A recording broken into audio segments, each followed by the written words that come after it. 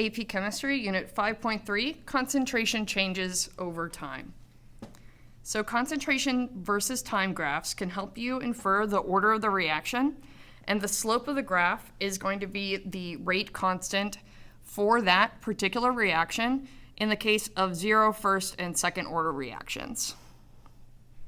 For zero order reactions, the slope of concentration over time is going to be equal to negative your rate constant, and this is how this will look. So our concentration in unit of molarity over time for zero order reactions will have a nice straight line there, and if we were to take the rise over run, we will be equal to negative the rate constant.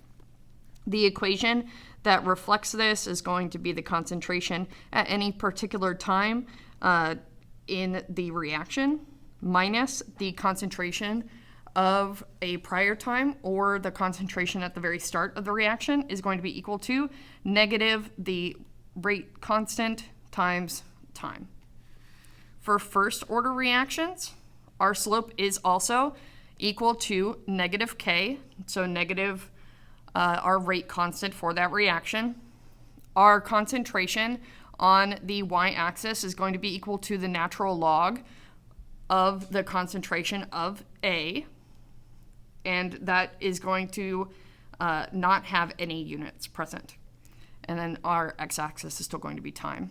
Our equation is going to be the natural log of A at any particular time that we are interested in, minus the natural log of A at a previous time or initial time is going to be equal to the negative k multiplied by that specific time.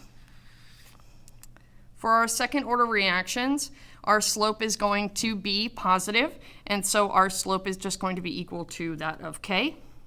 Our y-axis is going to be 1 over the concentration of A, and thus our units are going to be per molar, and then our x-axis is still time. And our equation is going to be 1 over the concentration of A at a specific time minus 1 over the concentration of A at an earlier time, or the initial concentration, is going to be equal to negative kT. There is a special concentration per time type graph, type situation that is going to come up a lot, and that is going to be half-life. So half-life is going to be the time it takes for the concentration to decrease by half. So how long is it going to take for me to lose half of the initial concentration? For nuclear decay, half-life is a first-order reaction.